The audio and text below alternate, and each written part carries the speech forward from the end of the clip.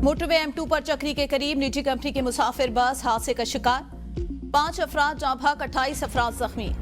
गंडापुर जारी मौला जट बढ़ के मारना बंद करें। उस्मा बुखारी की जानिब से बयान सामने आ गया। उनकी जानिब से कहा गया कि अलीमीन गंडापुर की जानिब से जो बार बार कहा जा रहा है कि इमरान खान को 3 माह के अंदर जो है उनको जेल से बाहर रिहा कर दिया जाएगा, सियासी हुकूमत से उनको बलाखिर बात करनी होगी। फितना फाशिस्ट जमात मुल्क में नहीं आई।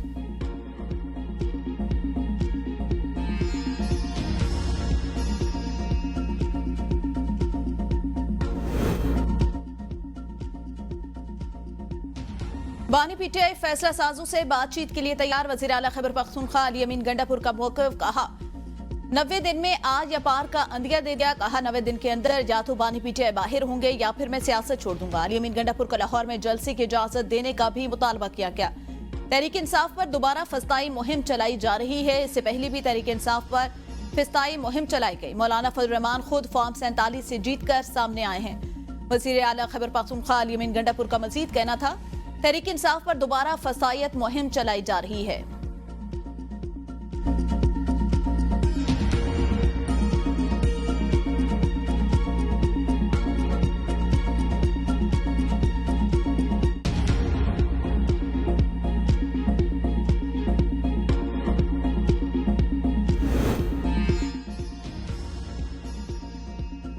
पार्टी में आपकी हुकूमत के खिलाफ आवाजें उठ रही हैं। हम हाफिज हमदुल्ला जेजुआईफे की तरफ से मौक़िफ़ सामने आ गया। उनकी जानिब से कहा गया कि तब्दीली पाकिस्तान तहरीक इंसाफ के अंदर से ही तब्दीली आएगी। गंडापुर बताएं, आप किसकी एनओसी पर वजीर आला बने हैं? हाफिज हमदुल्ला का कहना था, हुकूमत आपके बाजू से नहीं डंडे के जोर से बनी। आप दूसरे को फॉर्म 47 का कहते हैं। पार्टी में आपकी हुकूमत के खिलाफ अब आवाजें उठ रही हैं। पाकिस्तान तहरीक इंसाफ के अंदर से ही अब तब्दीली आएगी। गंडापुर बताएं, आप किसकी एनओसी पर वजीर आला बने? बैरिस्टर सैफ ने कहना था कि मौलाना का बयान सूबाई हुकूमत के खिलाफ मज़हब का खेज है। मौलाना फजल रहमान को इस तरह के बयानात नहीं देने चाहिए। जो कर लें ये हुकूमत खत्म नहीं होगी। बैरिस्टर सैफ की जानिब से कहा गया, मखसूस नशिस्तें दीगर पार्टियों को देना अवाम के हुकूक पर डाका है। इस तरह का डाका पहले भी कौमी असम्बली के अंदर डाला गया। मखसूस नशिस्तें दूसरी पार्टियों को दे दी गई। मौलाना फजल रहमान के बयान को मज़हब का खेज करार दे दिया।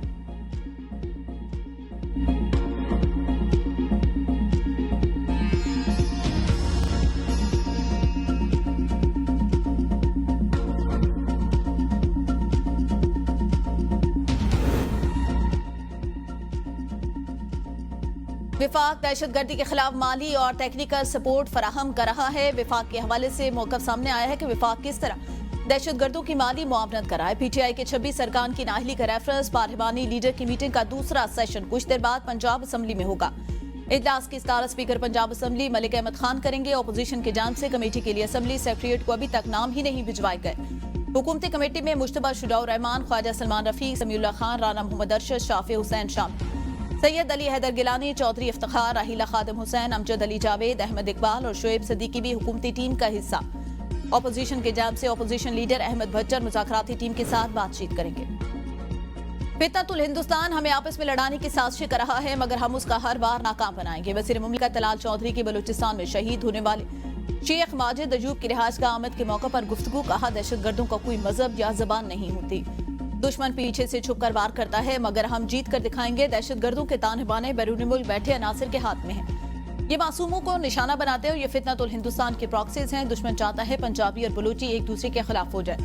ऐसा मुमकिन नहीं। उन्होंने वज़ीर आला खैबर पख्तूनख्वा अलीमीन गंडापुर पर तनकीद की कि वो शोहदा के अहलखाना के पास नहीं गए।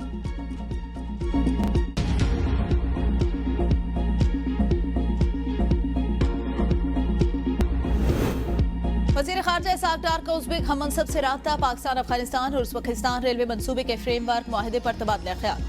यूएपी रेलवे मनसूबे पर पेशरफ्त पर भी गुफ्तगू। दोनों वज़ीर ख़ारजा का शंघाई ताउन तंजीम इजलास के मौके पर मुलाकात का फैसला।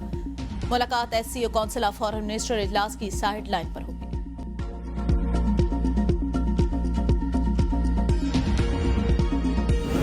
अजान की तकमील के लिए 22 शहादतें। अजीम शोहदा को खराज अकीदत पेश करने का दिन यौम शुहदाए कश्मीर अकीदत और एहतराम के साथ मनाया जा रहा है।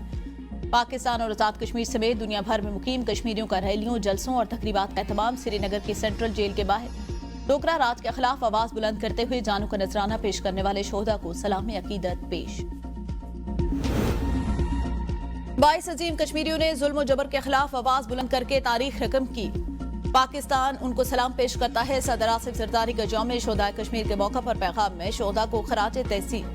कहा, भारत ने मकबूजा कश्मीर को अस्करी कैद खाने में तब्दील कर दिया। मकबूजा वादी में मावराए अदालत कत्ल और जबरी गुमशुदगियां मामूल बन चुकी।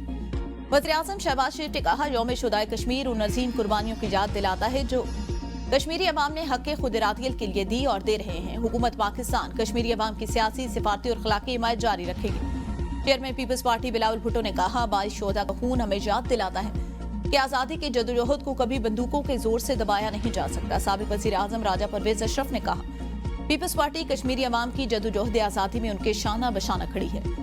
वज़ीर दाखिला मोहसिन नकवी बोले, शोहदा के लहू से उठने वाली आज़ादी की पुकार को बंदूक, कैद या कर्फ्यू से दबाया नहीं जा सकता। ये पुकार नस्लों तक जिंदा रहेगी। वज़ीर आला पंजाब मरीम नवाज ने कहा, डोगरा राज हो या आज की जालिम भारतीय फौज कश्मीरियों के हौसले को कभी शिकस्त नहीं दे सकती। साबिक प्रिंसिपल सेक्रेटरी फवाद हसन फवाद की हुकूमत की जानिब से चीनी की बरामद और फिर दरामद पर सख्त तनकीद। कहा, चीनी की 30 करोड़ डॉलर की दरामद अवाम के मफाद में नहीं, क्योंकि आम आदमी चीनी का बड़ा सारिफ नहीं। खुराक और मशरूबात की सनत इसका फायदा उठाने वाली है। चीनी माफिया, ब्रोकर्स और ज़ख़ीरा अंदोज़ी की तहकीकात वक्त की जरूरत है। हुकूमत की कीमतों पर कंट्रोल में नाकामी को दरामद की दलील करार देने की सख्ती से मुखालफत। टैक्स निज़ाम पर भी सवाल उठा दिए। कहा, अगर एफबीआई चीनी सेक्टर से 35% टैक्स लिए तो खसारा कम हो सकता है। उन्होंने चीनी माफिया का मुहासबे का हैशटैग भी इस्तेमाल किया।